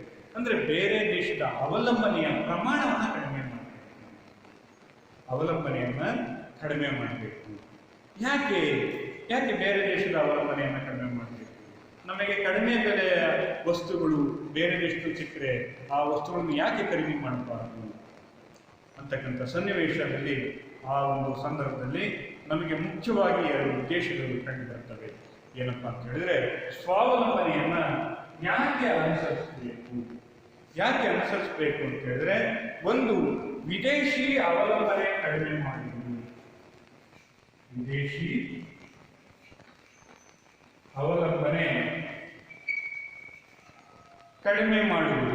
ವಿದೇಶಿ ಅವಲಂಬನೆ ಅಂತಕ್ಕಂಥದ್ದನ್ನ ಕಡಿಮೆ ಮಾಡುವುದು. ಅಂದ್ರೆ ಪ್ರತಿಯೊಂದು ಸರಕುಗಳಿಗೂ ಸಹ ನಾವು ವಿದೇಶವನ್ನ ಅವಲಂಬಿಸಿದ್ರೆ ನಮ್ಮ ಅಭಿವೃದ್ಧಿಯ ದಿಕ್ಕು ಏನಾಗುತ್ತೆ, ಅದು ಬದಲಾಗ್ತಾ ಹೋಗುತ್ತದೆ. ಹಾಗಾಗಿ ವಿದೇಶಿಯರ ಹಸ್ತಕ್ಷೇಪ ಭಾರತದ ಮೇಲೆ ಹೆಚ್ಚಾಗ್ತಾ ಹೋಗುತ್ತದೆ. ನಾವು ವಿದೇಶಿ ಸರಕುಗಳನ್ನ, ವಿದೇಶಿ ವಸ್ತುಗಳನ್ನು ಅವಲಂಬಿಸಿದರೆ ವಿದೇಶಿಯರ ಹಸ್ತಕ್ಷೇಪ ಇನ್ನಷ್ಟು ಹೆಚ್ಚಾಗ್ತದೆ. ಹಾಗಾಗಿ ನಾವು ವಿದೇಶಿ ವಸ್ತುಗಳನ್ನ ಅವಲಂಬನೆಯ ಪ್ರಮಾಣವನ್ನು ಕಡಿಮೆ ಮಾಡಬೇಕು. ಅಂದ್ರೆ ವಿದೇಶಿ ಬಂಡವಾಳ, ವಿದೇಶಿ ತಂತ್ರಜ್ಞಾನದ ಅವಲಂಬನೆಯನ್ನ ಕಡಿಮೆ ಮಾಡಿ ನಮ್ಮ ದೇಶದಲ್ಲೇ ಇರ್ತಕ್ಕಂಥ ತಂತ್ರಜ್ಞಾನಗಳನ್ನ, ನಮ್ಮ ದೇಶದಲ್ಲಿಯೇ ಹೊಸ ತಂತ್ರಜ್ಞಾನಗಳನ್ನು ಆವಿಷ್ಕಾರ ಮಾಡುವ ಮೂಲಕ ನಾವು ಸರಕುಗಳನ್ನು ಉತ್ಪಾದನೆ ಮಾಡಿದರೆ ಆಗ ವಿದೇಶಿಯರ ಒಂದು ಅವಲಂಬನೆ ಕಡಿಮೆ ಆಗುತ್ತದೆ. ಇನ್ನು ಭಾರತದ ಸಾರ್ವಭೌಮತೆಯನ್ನು ಕಾಪಾಡುವುದು. ಸಾರ್ವಭೌಮತೆ ಸಾರ್ವಭೌಮತ್ವವನ್ನು, ಭಾರತದ ಸಾರ್ವಭೌಮತ್ವವನ್ನು ನಾವು ಕಾಪಾಡಿಕೊಳ್ಬೇಕಾಗುತ್ತೆ. ಭಾರತ ಒಂದು ರಾಷ್ಟ್ರ, ಭಾರತದ ಒಂದು ರಾಷ್ಟ್ರದ ಐಕ್ಯತೆ ಮತ್ತು ನಮ್ಮ ಒಂದು ಏನು ಮೌಲ್ಯವನ್ನು ನಾವು ಕಾಪಾಡಿಕೊಳ್ಬೇಕಾಗುತ್ತೆ. ಅಂತಾರಾಷ್ಟ್ರೀಯ ಮಟ್ಟದಲ್ಲಿ ನಮ್ಮ ಘನತೆಯನ್ನು ಹೆಚ್ಚಿಸ್ಕೊಬೇಕು ಅಂತ ಹೇಳಿದ್ರೆ ನಾವು ಸ್ವಾವಲಂಬನೆಯನ್ನು ಸಾಧಿಸಬೇಕಾಗುತ್ತೆ. ಭಾರತ ಸಾರ್ವಭೌಮ ಅಂದರೆ ನಮ್ಮಷ್ಟಕ್ಕೆ ನಾವು ಹೇಳ್ಕೊಳ್ಳೋದಲ್ಲ, ಅಂತಾರಾಷ್ಟ್ರೀಯ ಮಟ್ಟದಲ್ಲಿ ಭಾರತಕ್ಕೆ ಒಂದು ಗೌರವದ ಸ್ಥಾನ ಸಿಗಬೇಕು. ಆ ಗೌರವದ ಸ್ಥಾನ ಸಿಗಬೇಕು ಅಂತ ಹೇಳಿದ್ರೆ ಭಾರತದಲ್ಲಿ ಸರಕು ಸೇವೆಗಳ ಉತ್ಪಾದನೆ ಭಾರತೀಯ ತಂತ್ರಜ್ಞಾನದಲ್ಲಿಯೇ ಆಗಬೇಕು. ಇದನ್ನು ನಾವು ಕರಿತೀವಿ ಸ್ವಾವಲಂಬನೆ ಅಂತ ಹೇಳಿ ಕರಿತೀವಿ. ಹಾಗೆಯೇ ಇನ್ನು ನಾಲ್ಕನೇದಾಗಿರ್ತಕ್ಕಂಥದ್ದು ಸಮಾನತೆ. ಸಮಾನತೆ ಅಂತಕ್ಕಂಥದ್ದು ನಮ್ಮ ಸಂವಿಧಾನದಲ್ಲಿ ಮೂಲಭೂತ ಹಕ್ಕಾಗಿದೆ. ಸಮಾನತೆ ಸಂವಿಧಾನದ ಮೂಲಭೂತ ಹಕ್ಕಾಗಿದೆ. ಈ ಸಮಾನತೆಯ ಆಧಾರದ ಮೇಲೆ ನಾವು ರಾಜ್ಯ ನಿರ್ದೇಶಾತ್ಮಕ ತತ್ವಗಳನ್ನು ಜಾರಿಗೆ ತಂದಿವಿ. ಈ ರಾಜ್ಯ ನಿರ್ದೇಶಕ ತತ್ವಗಳು ಎಲ್ಲ ಜನರ, ದೇಶದಲ್ಲಿರ್ತಕ್ಕಂತಹ ಎಲ್ಲ ಪ್ರಜೆಗಳಿಗೂ ಸಹ ಸಮಾನ ಅವಕಾಶಗಳನ್ನು ನೀಡಿದೆ. ಸಮಾನ ಅವಕಾಶಗಳನ್ನು ನೀಡಿದೆ. ಇಲ್ಲಿ ಸಮಾನತೆ ಅಂತ ಹೇಳಿದ್ರೆ ಯಾವುದೇ ತಾರತಮ್ಯವಿಲ್ಲದೆ, ಯಾವುದೇ ರೀತಿಯ ತಾರತಮ್ಯವಿಲ್ಲದೆ ಎಲ್ಲ ಜನರನ್ನ ಅಭಿವೃದ್ಧಿಗೊಳಿಸುವುದು ಅಥವಾ ಅಭಿವೃದ್ಧಿ ಹೊಂದುವುದನ್ನು ನಾವೇಂತ ಕರಿತೀವಿ ಸಮಾನತೆ ಅಂತ ಹೇಳಿ ಕರಿತೀವಿ. ಇಲ್ಲಿ ಆರ್ಥಿಕ ಬೆಳವಣಿಗೆ, ಆಧುನೀಕರಣ ಮತ್ತು ಸ್ವಾವಲಂಬನೆಯ ಪ್ರತಿಫಲಗಳು, ಈ ಪ್ರತಿಫಲಗಳು ಎಲ್ಲ ಜನರಿಗೂ ಸಹ ಲಭ್ಯ ಆಗಬೇಕು. ದೇಶದಲ್ಲಿರ್ತಕ್ಕಂಥ ಎಲ್ಲ ಜನರಿಗೂ ಸಹ ಲಭ್ಯ ಆಗಬೇಕು. ಅಂದರೆ ರಾಷ್ಟ್ರದ ರಾಷ್ಟ್ರೀಯ ಆದಾಯ ಎಲ್ಲ ಜನರಿಗೂ ಸಹ ಸಮಾನವಾಗಿ ವಿತರಣೆ ಆಗಬೇಕು.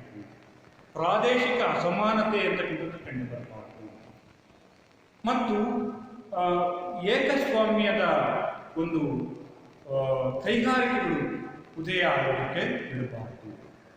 ಹೀಗೆ ಈ ಉದ್ದೇಶಗಳನ್ನು ಇಟ್ಕೊಂಡು ನಾವೇನಿದ್ದೀವಿ ಸಮಾನತೆಯನ್ನ ಜಾರಿಗೆ ತಂದಿದ್ದೀವಿ. ಸಮಾನತೆಯ ಒಂದು ಮುಖ್ಯವಾಗಿರ್ತಕ್ಕಂಥದ್ದು ಸಂಪತ್ತಿನ ಸಮಾನ ಹಂಚಿಕೆ. ಸಂಪತ್ತಿನ ಸಮಾನ ಹಂಚಿಕೆ. ಸಂಪತ್ತು ಅಂತ ಹೇಳಿದ್ರೆ ದೇಶದ ರಾಷ್ಟ್ರೀಯ ಆದಾಯ ಅಂತಕ್ಕಂಥದ್ದು ಎಲ್ಲ ಜನರ ನಡುವೆ ಸಮಾನವಾಗಿ ಹಂಚಿಕೆ ಆಗಬೇಕು. ಹಾಗಾದರೆ ಶ್ರೀಮಂತರಿಗೂ ಬಡವರಿಗೂ ಸಮಾನವಾಗಿ ಹಂಚಿಕೆ ಆಗಬೇಕಾ? ಅಲ್ಲ. ಅಲ್ಲಿ ರಾಷ್ಟ್ರೀಯ ಆದಾಯ ಅಂತ ಬಂದಾಗ ಏನು ಶ್ರೀಮಂತರಿಗೆ ಕಡಿಮೆ ಹಂಚಬೇಕು ಮತ್ತು ಬಡವರಿಗೆ ಹೆಚ್ಚಿನದಾಗಿ ಹಂಚಬೇಕು. ಅಂದರೆ ಶ್ರೀಮಂತರ ಮಟ್ಟಕ್ಕೆ ಬಡವರನ್ನೂ ಸಹ ನಾವೇನು ಮಾಡಬೇಕಾಗುತ್ತೆ, ಮೇಲೆತ್ತುವಂತಹ ಕೆಲಸವನ್ನು ಮಾಡಬೇಕಾಗುತ್ತೆ. ಶ್ರೀಮಂತರ ಒಂದು ಅಂತಸ್ತಿಗೆ ತಕ್ಕಂತೆ ಬಡವರನ್ನೂ ಸಹ ಅವರ ಆದಾಯವನ್ನೂ ಸಹ ಹೆಚ್ಚಿಸುವಂತಹ ಕಾರ್ಯಕ್ರಮಗಳನ್ನು ರೂಪಿಸಬೇಕಾಗುತ್ತೆ. ಅದನ್ನು ನಾವೇನು ಕರಿತೀವಿ ಸಮಾನತೆ ಅಂತ ಹೇಳಿ ಕರಿತೀವಿ. ಈ ಸಮಾನತೆಯನ್ನು ಕೈಗೊಳ್ಳಬೇಕು ಅಂತ ಹೇಳಿದ್ರೆ ಮೊಟ್ಟ ಮೊದಲು ಆರ್ಥಿಕ ಅಸಮಾನತೆಗಳನ್ನು ನಿವಾರಿಸಬೇಕು. ಆರ್ಥಿಕ ಅಸಮಾನತೆಗಳನ್ನು ನಿವಾರಿಸಬೇಕು. ಹೀಗೆ ಆರ್ಥಿಕ ಅಸಮಾನತೆಗಳನ್ನು ನಿವಾರಿಸಬೇಕು ಅಂತ ಹೇಳಿದ್ರೆ ಮುಖ್ಯವಾಗಿ ಸಂಪತ್ತು, ದೇಶದ ಸಂಪತ್ತಾಗಿರ್ತಕ್ಕಂಥ ಭೂಮಿ ಹಾಗೆಯೇ ಇತರೆ ಸಂಪನ್ಮೂಲಗಳು ಕೇವಲ ಯಾವ ಒಬ್ಬ ವ್ಯಕ್ತಿಯ ಒಡೆತನದಲ್ಲಿ ಇರಬಾರದು. ಇದು ಎಲ್ಲ ಜನರ ನಡುವೆ ಹಂಚಿಕೆ ಆಗಬೇಕು. ದೇಶದ ಸಂಪತ್ತು ಅಂತಕ್ಕಂಥದ್ದು ಅಥವಾ ದೇಶದ ಭೂಮಿ ಅಂತಕ್ಕಂಥದ್ದು ಎಲ್ಲ ಜನರ ನಡುವೆ ಹಂಚಿಕೆ ಆಗಿರಬೇಕು.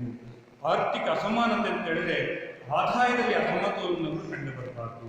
ಶ್ರೀಮಂತ ಬಡವ ಅಂತಕ್ಕಂತಹ ಒಂದು ತಾರತಮ್ಯ ಕಂಡು ಬರಬಾರದು. ಸಂಪತ್ತಿನ ಅಸಮಾನತೆ ಆಗಬಾರದು. ಹೀಗೆ ಆರ್ಥಿಕತೆಯಲ್ಲಿ ಸಮಾನತೆಯನ್ನು ಸಾಧಿಸುವುದೇ ಇಲ್ಲಿ ಸಮಾನತೆ ಅಂತೇಳಿ ಕರಿತೀವಿ. ಹಾಗೆಯೇ ಆರ್ಥಿಕ ಕೇಂದ್ರೀಕರಣವಾಗುವುದನ್ನು ತಡೆಯುವುದು. ಆರ್ಥಿಕ ಕೇಂದ್ರೀಕರಣವಾಗುವುದನ್ನು ತಡೆಯುವುದು.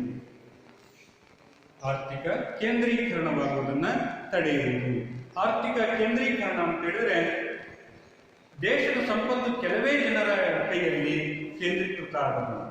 ದೇಶದ ಸಂಪತ್ತು ಕೆಲವೇ ಜನರ ಕೈಯಲ್ಲಿ, ಕೆಲವೇ ಬಂಡವಾಳಶಾಹಿ ಕೈಗಾರಿಕೆಗಳ ಆಡಳಿತಕ್ಕೆ ಒಳಪಡ್ತಕ್ಕಂಥದ್ದು. ದೇಶದ ಸಂಪತ್ತು ಕೆಲವೇ ಜನರ ಕೈಗಾರಿಕೋದ್ಯಮಿಗಳ ಅಥವಾ ಶ್ರೀಮಂತರ ಕೈಯಲ್ಲಿ ಅದು ಹೋಗದೇ ಇರೋ ಹಾಗೆ ನೋಡ್ಕೊಳ್ಬೇಕು. ಅಂದರೆ ಆರ್ಥಿಕ ಕೇಂದ್ರೀಕರಣ, ಆರ್ಥಿಕ ಶಕ್ತಿಗಳು ಸರ್ಕಾರಕ್ಕೆ ಪ್ರತಿಯಾಗಿ ಮತ್ತೊಂದು ಆರ್ಥಿಕ ಶಕ್ತಿಗಳು ಉದಯ ಆಗೋದ ರೀತಿಯಲ್ಲಿ ನಾವು ನೋಡ್ಕೊಳ್ಬೇಕಾಗುತ್ತದೆ. ಅನಂತರ ಸಾಮಾಜಿಕ ನ್ಯಾಯವನ್ನು ಸಾಧಿಸುವುದು, ಸಾಮಾಜಿಕ ನ್ಯಾಯವನ್ನು ಜಾರಿಗೆ ತರುವುದು. ಸಾಮಾಜಿಕ ನ್ಯಾಯ ಅಂತ ಹೇಳಿದ್ರೆ ಆರ್ಥಿಕವಾಗಿ ಹಿಂದುಳಿದಿರ್ತಕ್ಕಂಥವ್ರು ಮತ್ತು ಜಾತಿ ವ್ಯವಸ್ಥೆಯಲ್ಲಿ ಶೋಷಣೆಗೆ ಒಳಗಾಗಿರ್ತಕ್ಕಂಥವ್ರು, ಈ ಜಾತಿ ವ್ಯವಸ್ಥೆಯಿಂದಾಗಿ ಶೋಷಣೆಗೆ ಒಳಗಾಗಿರ್ತಕ್ಕಂಥವರಿಗೆ ನಾವು ಏನು ಕೊಡಬೇಕಾಗುತ್ತೆ? ಸಮಾನ ಅವಕಾಶಗಳು, ಉದ್ಯೋಗಗಳನ್ನು ಕೊಡಬೇಕು. ಅವರಲ್ಲಿರ್ತಕ್ಕಂಥ ಬಡತನವನ್ನು ನಿವಾರಣೆ ಮಾಡಿ ಅವರಿಗೆಲ್ಲರಿಗೂ ಸಹ ಉದ್ಯೋಗಗಳನ್ನು ಒದಗಿಸಿಕೊಡ್ಬೇಕು. ಅವರಿಗೆ ಶಿಕ್ಷಣ, ಆರೋಗ್ಯ, ವಸತಿ, ಆಹಾರ, ಬಟ್ಟೆ ಇಂತಹ ಮೂಲಭೂತ ಸೌಲಭ್ಯಗಳನ್ನು ಎಲ್ಲರಿಗೂ ಸಹ ಹಂಚಿಕೆ ಮಾಡಬೇಕು. ಯಾವುದೇ ಲಿಂಗ ತಾರತಮ್ಯವಿಲ್ಲದೆ, ಜಾತಿ ತಾರತಮ್ಯವಿಲ್ಲದೆ, ಧರ್ಮದ ತಾರತಮ್ಯವಿಲ್ಲದೆ ದೇಶದ ಪ್ರಜೆ ಅಂತ ಹೇಳಿ ಪರಿಗಣಿಸ್ತದೆ. ಎಲ್ಲ ಜನರನ್ನ ದೇಶದ ಪ್ರಜೆ, ದೇಶದೊಳಗಡೆ ಇರ್ತಕ್ಕಂತಹ ಎಲ್ಲ ಜನರನ್ನ, ಯಾವುದೇ ಜಾತಿ ಇರ್ಬೋದು, ಧರ್ಮ ಇರ್ಬೋದು ಅಥವಾ ಲಿಂಗ ಇರ್ಬೋದು, ಅದು ಯಾವುದನ್ನು ಪರಿಗಣಿಸಿದ್ದಾನೆ ಭಾರತೀಯ ಅಂತೇಳಿ ಪರಿಗಣಿಸಿ ಪ್ರತಿಯೊಬ್ಬ ವ್ಯಕ್ತಿಗೂ ಸಹ ಶಿಕ್ಷಣವನ್ನು ನೀಡುವುದು, ಆರೋಗ್ಯವನ್ನು ಒದಗಿಸಿಕೊಡುವುದು, ಆಹಾರವನ್ನು ಒದಗಿಸಿಕೊಡುವುದು, ವಸತಿಯನ್ನು ಒದಗಿಸಿಕೊಡುವುದು, ಬಟ್ಟೆಯನ್ನು ಒದಗಿಸಿಕೊಡುವುದು. ಹೀಗೆ ಒಬ್ಬ ವ್ಯಕ್ತಿಯ ಸರ್ವತೋನ್ಮುಖ ಅಭಿವೃದ್ಧಿಗೆ ಬೇಕಾಗಿರ್ತಕ್ಕಂತಹ ಮೂಲಭೂತ ಸೌಕರ್ಯಗಳನ್ನು ಒದಗಿಸಿಕೊಡುವುದು. ಇದನ್ನು ನಾವೇನು ಕರಿತೀವಿ? ಸಮಾನತೆ ಅಂತ ಹೇಳಿ ಕರಿತೀವಿ. ಹೀಗೆ ಭಾರತ ಸ್ವತಂತ್ರ ಬಂದಿದ ನಂತರ ಭಾರತಕ್ಕೆ ಅನೇಕ ಸವಾಲುಗಳಿರ್ತವೆ. ಆ ಸವಾಲುಗಳನ್ನು ನಾವು ಸಮರ್ಥವಾಗಿ ನಿರ್ವಹಿಸಿ ನಾವೇನು ಮಾಡ್ತಿರ್ಬೇಕು? ಭಾರತ ರಾಷ್ಟ್ರವನ್ನು ನಿರ್ಮಾಣ ಮಾಡಬೇಕಾಗುತ್ತೆ. ಆ ಭಾರತ ರಾಷ್ಟ್ರದ ನಿರ್ಮಾಣ ಜೊತೆಗೆ ದೇಶದ ಅಭಿವೃದ್ಧಿಯನ್ನು ಬೆಳೆಸಬೇಕಾಗುತ್ತೆ. ಹಾಗೆ ಅಭಿವೃದ್ಧಿಯನ್ನು ಬೆಳೆಸಬೇಕು ಅಂತ ಹೇಳಿದ್ರೆ ನಮ್ಮದೇ ಆಗಿರ್ತಕ್ಕಂಥ ಕಾರ್ಯತಂತ್ರಗಳನ್ನು ನಾವು ಆಯ್ಕೆ ಮಾಡಿಕೊಳ್ಬೇಕು. ಹೀಗೆ ಕಾರ್ಯತಂತ್ರಗಳು ಅಂತ ಹೇಳಿದ್ರೆ ನಮ್ಮ ಅರ್ಥ ವ್ಯವಸ್ಥೆಯನ್ನು ಆಯ್ಕೆ ಮಾಡಿಕೊಳ್ಬೇಕು. ಮೊದಲ ಬಾರಿಗೆ ನಾವು ಮಿಶ್ರ ಅರ್ಥ ವ್ಯವಸ್ಥೆಯನ್ನು ಆಯ್ಕೆ ಮಾಡ್ಕೊಂಡಿದ್ದೀವಿ. ಆನಂತರ ಪಂಚವಾರ್ಷಿಕ ಯೋಜನೆಗಳ ಮೂಲಕ ಭಾರತ ಅಭಿವೃದ್ಧಿಯನ್ನು ಸಾಧಿಸಬೇಕು ಅಂತ ಹೇಳ್ಕೊಂಡಿದ್ದೀವಿ. ಆ ಪಂಚವಾರ್ಷಿಕ ಯೋಜನೆಯ ಪ್ರತಿಯೊಂದು ಪಂಚವಾರ್ಷಿಕ ಯೋಜನೆಯ ಮುಖ್ಯ ಗುರಿ ಏನಾಗಿರ್ತದೆ ಅಂತ ಹೇಳಿದ್ರೆ ಬೆಳವಣಿಗೆ, ಆಧುನೀಕರಣ, ಸ್ವಾವಲಂಬನೆ ಮತ್ತು ಸಮಾನತೆ. ಇವುಗಳು ಭಾರತದ ಪಂಚವಾರ್ಷಿಕ ಯೋಜನೆಯ ಮುಖ್ಯ ಗುರಿಗಳಾಗಿವೆ. ಹೀಗೆ ಭಾರತ ಆರ್ಥಿಕವಾಗಿ ಅಭಿವೃದ್ಧಿಯನ್ನ ಸಾಧಿಸುವ ಉದ್ದೇಶದಿಂದ ಭಾರತ ಈ ಒಂದು ಕ್ರಮಗಳನ್ನು ಅನುಸರಿಸಿತು. ಇದರಲ್ಲಿ ಒಟ್ಟಾರೆಯಾಗಿ ನಾವು ಗಮನಿಸಬಹುದಾಗಿರ್ತಕ್ಕಂಥ ಒಂದು ವಿಚಾರ ಏನಪ್ಪ ಅಂತ ಹೇಳಿದ್ರೆ, ಈ ಸವಾಲುಗಳನ್ನ ನಾವು ಸಮರ್ಥವಾಗಿ ಎದುರಿಸಬೇಕಾಗಿತ್ತು. ಯಾಕೆಂತ ಹೇಳಿದ್ರೆ ಭಾರತಕ್ಕೆ ಸ್ವತಂತ್ರ ಬರುವಂಥ ಸಂದರ್ಭದಲ್ಲಿ ದೇಶದ ವಿಭಜನೆ, ಹಾಗೆಯೇ ಮತೀಯವಾದ ಅಂತ ಹೆಚ್ಚಾಗಿತ್ತು. ದೇಶದ ವಿಭಜನೆ ನಮಗೆ ತುಂಬಲಾರದ ನಷ್ಟವನ್ನು ಉಂಟು ಮಾಡಿತ್ತು. ಅದರ ಜೊತೆಗೆ ಕೋಮು ಗಲಭೆಗಳು ಅಥವಾ ಮತೀಯ ಗಲಭೆಗಳು ಬಹಳಷ್ಟು ಏನಾಯಿತು? ಹೆಚ್ಚಾಗಿದೆ. ಇವುಗಳನ್ನೆಲ್ಲ ನಿಯಂತ್ರಣ ಮಾಡಬೇಕಾಗಿದೆ. ಮತ್ತು ನಮ್ಮ ದೊಡ್ಡ ದೊಡ್ಡ ಕೈಗಾರಿಕೆಗಳು ವಿಭಜನೆ ಆದಂಥ ರಾಷ್ಟ್ರಗಳ ಆಡಳಿತಕ್ಕೆ ಬರುತ್ತದೆ. ನಮ್ಮಲ್ಲಿ ಏನಿತ್ತು? ಕೇವಲ ಸಂಪತ್ಭರಿತವಾಗಿರ್ತಕ್ಕಂಥ ಭೂಮಿ, ಫಲವತ್ಭರಿತವಾಗಿರ್ತಕ್ಕಂಥ ಭೂಮಿ ಮಾತ್ರ ಇತ್ತು. ಕೈಗಾರಿಕೆಗಳೆಲ್ಲವೂ ಸಹ ಏನಾಗಿತ್ತು? ಬಹುತೇಕ ಕೈಗಾರಿಕೆಗಳು ಈ ವಿಭಜನೆ ಆಗಿರ್ತಕ್ಕಂಥ ರಾಷ್ಟ್ರಗಳಿಗೆ ಹೋಯಿತು. ಇದನ್ನು ನಾವು ಸಮರ್ಥವಾಗಿ ನಿರ್ವಹಣೆ ಮಾಡಬೇಕಾಗಿದೆ. ಆನಂತರ ಈ ದೇಶೀಯ ಆಡಳಿತ ಒಂದು ಸಂಸ್ಥಾನಗಳನ್ನು ಸರ್ಕಾರದ ಆಡಳಿತಕ್ಕೆ ಒಳಪಡಿಸಬೇಕಾಗುತ್ತೆ. ಇದರಿಂದ ಈ ಏಕ ಸರ್ಕಾರದ ಆಡಳಿತಕ್ಕೆ ಒಳಪಟ್ಟಾಗ ಮಾತ್ರ ರಾಷ್ಟ್ರ ನಿರ್ಮಾಣ ಆಗುತ್ತದೆ. ಇದನ್ನು ನಮ್ಮ ರಾಷ್ಟ್ರೀಯ ನಾಯಕರು ಕಂಡುಕೊಂಡು ಈ ಸವಾಲನ್ನು ಸಹ ನಾವು ಎದುರಿಸಬೇಕಾಗಿದೆ. ಅಲ್ಲದೆ ಬ್ರಿಟಿಷರು ನಮಗೆ ಸಂಪದ್ಭರಿತ ರಾಷ್ಟ್ರವನ್ನು ಕೊಟ್ಟಿರಲಿಲ್ಲ. ನಮ್ಮ ಆರ್ಥಿಕತೆ ಬ್ರಿಟಿಷರ ಅವಧಿಯಲ್ಲಿ ಸಾಕಷ್ಟು ಹಿಂದುಳಿತು. ಅವರು ಕೊಟ್ಟಿರ್ತಕ್ಕಂಥ ಅರ್ಥ ವ್ಯವಸ್ಥೆಯನ್ನು ನಾವು ಅದನ್ನು ಸರಿಪಡಿಸಬೇಕು ಅಂತ ಹೇಳಿದ್ರೆ ಸಾಕಷ್ಟು ಸಮಯವೇ ತಗೊಳ್ತಾ ಇದೆ. ಹಾಗಾಗಿ ಭಾರತ ಆರ್ಥಿಕವಾಗಿ ಹಿಂದುಳಿದಿದೆ. ಈ ಹಿಂದುಳಿದಂಥ ಅರ್ಥವ್ಯವಸ್ಥೆಯನ್ನು ನಾವೇನು ಮಾಡಬೇಕಾಗಿತ್ತು? ಅಭಿವೃದ್ಧಿಯ ದಾರಿಯಲ್ಲಿ ಸಾಗಿಸಬೇಕಾಗಿತ್ತು. ಈ ಸವಾಲನ್ನು ನಮಗೆ ದೊಡ್ಡ ಸವಾಲಾಗಿ ಕಾಣುತ್ತೆ. ಹಾಗೆಯೇ ಅದರ ಜೊತೆಗೆ ನಮ್ಮಲ್ಲಿ ಒಂದು ಅಮೂಲ್ಯವಾಗಿರ್ತಕ್ಕಂಥ ಚಿಂತನೆ ಪ್ರಾರಂಭ ಆಯಿತು. ಏನು ಅಂತ ಹೇಳಿದರೆ ಎಲ್ಲ ಜನರ ಕಲ್ಯಾಣ. ಎಲ್ಲ ಜನರ ಕಲ್ಯಾಣ ಅಂದರೆ ದೇಶದ ಪ್ರತಿಯೊಬ್ಬ ವ್ಯಕ್ತಿಯ ಅಭಿವೃದ್ಧಿ ಆಗಬೇಕು. ದೇಶದ ಪ್ರತಿಯೊಬ್ಬ ವ್ಯಕ್ತಿಗೂ ಸಹ ಏನು ಶಿಕ್ಷಣ, ಆರೋಗ್ಯ ಸಿಗಬೇಕು, ಆತನಿಗೆ ಆಹಾರ ಸಿಗಬೇಕು, ವಸತಿ ಸೌಲಭ್ಯಗಳು ಸಿಗಬೇಕು. ಹೀಗೆ ಎಲ್ಲ ಅವನಿಗೆ ಒಬ್ಬ ವ್ಯಕ್ತಿಗೆ ಬೇಕಾಗಿರ್ತಕ್ಕಂಥ ಜೀವಿಸುವುದಕ್ಕೆ ಬೇಕಾಗಿರ್ತಕ್ಕಂಥ ಮೂಲಭೂತ ಸೌಲಭ್ಯಗಳನ್ನು ಒದಗಿಸಿಕೊಡ್ಬೇಕಾಗುತ್ತೆ. ಮತ್ತು ಆ ವ್ಯಕ್ತಿಗೆ ಉದ್ಯೋಗವನ್ನು ಸಹ ನಾವು ಕೊಡಬೇಕಾಗುತ್ತೆ. ಇದನ್ನೇ ಏನಂತ ಕರಿತೀವಿ? ಎಲ್ಲ ಜನರ ಕಲ್ಯಾಣ. ಇದನ್ನು ಸಾಧಿಸೋದಕ್ಕೋಸ್ಕರ ಅನುಸರಿಸಿರ್ತಕ್ಕಂಥ ಕಾರ್ಯತಂತ್ರಗಳು. ಒಂದು ಅರ್ಥವ್ಯವಸ್ಥೆಯ ಆಯ್ಕೆ, ಅದು ಮಿಶ್ರ ಅರ್ಥವ್ಯವಸ್ಥೆ ಆಯ್ಕೆ. ಎರಡು ಯೋಜನೆಗಳ ಆಯ್ಕೆ, ಅದು ಪಂಚವಾರ್ಷಿಕ ಯೋಜನೆಗಳು. ಅದರ ಗುರಿಗಳು ಬೆಳವಣಿಗೆ, ಆಧುನೀಕರಣ, ಸ್ವಾವಲಂಬನೆ ಮತ್ತು ಸಮಾನತೆ. ಈ ಮುಖ್ಯವಾಗಿ 4 ಗುರಿಗಳನ್ನು ಹೊಂದಿ ನಾವು ಅಭಿವೃದ್ಧಿಯನ್ನು ಸಾಧಿಸಬೇಕಾಗಿತ್ತು. ಹೀಗೆ ಭಾರತ ಪ್ರಮುಖವಾಗಿರ್ತಕ್ಕಂಥ ಕಾರ್ಯತಂತ್ರವನ್ನು ಆಯ್ಕೆ ಮಾಡಿಕೊಳ್ತು.